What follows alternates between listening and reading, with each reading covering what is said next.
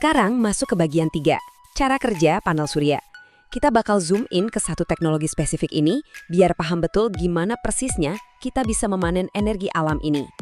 Dan ini dengan sangat brilian menggambarkan gimana cahaya matahari bisa beneran jadi listrik lewat proses yang namanya efek fotovoltaik. Pertama, panel dari bahan silikon bakal menyerap foton, yaitu partikel cahaya dari matahari. Nah, serapan ini bikin elektron-elektron di dalamnya bergetar heboh dan menghasilkan aliran listrik arus searah atau DC. Tapi tunggu dulu, colokan listrik di rumah kita itu pakainya arus bolak-balik atau AC. Disinilah alat bernama inverter masuk buat ngubah arus DC tadi jadi AC. Dan voila, listriknya udah siap dipakai buat nyalain TV kamu. Kalau ada sisa berlebih, bisa disalurin balik ke jaringan listrik negara. Bener-bener sains yang berasa kayak sihir. Kita geser ke bagian 4. Potensi raksasa energi Indonesia. Mari kita fokus ke kondisi spesifik negara kita tercinta dengan segala keuntungan geografisnya.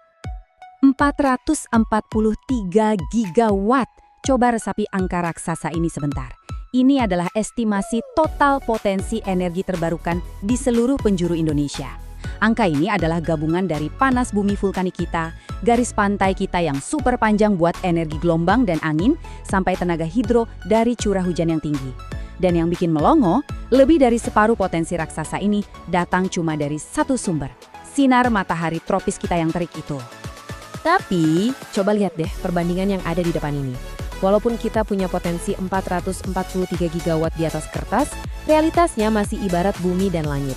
Pemerintah kita sebenarnya udah matok target nih.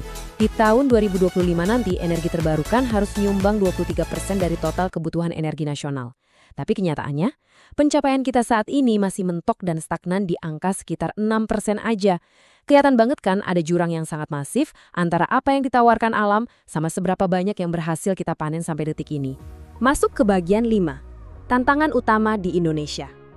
Pasti kalian nanya-nanya kan, kok bisa sih gapnya sebesar itu? Mari kita bedah hambatannya. Jadi kenapa celahnya bisa sebegitu besar? Secara garis besar ada 7 hambatan utama nih. Pertama, infrastruktur jaringan listrik kita itu masih terbatas dan belum rata.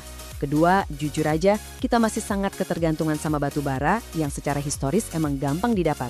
Ketiga, biaya investasi awal buat bangun energi bersih ini lumayan tinggi. Keempat, keahlian teknis lokal kita masih perlu banyak ditingkatkan. Kelima, masalah regulasi yang kadang berubah arah bikin calon investor jadi ragu-ragu. Keenam, iklim ekstrim kita bisa bikin infrastruktur lebih cepat rusak. Dan ketujuh, butuh lahan yang sangat luas buat ladang kincir angin atau panel surya yang kadang bentrok sama penggunaan lahan lain atau malah isu estetika visual. Cukup kompleks ya? Dan tibalah kita di bagian keenam sekaligus yang terakhir, peran kita untuk masa depan. Mari kita tarik fokusnya dari skala nasional yang ribet tadi langsung ke diri kita sendiri. Sekarang pertanyaannya gini, apa sih yang bisa kita lakukan sambil nunggu infrastruktur besar itu mengejar ketertinggalannya?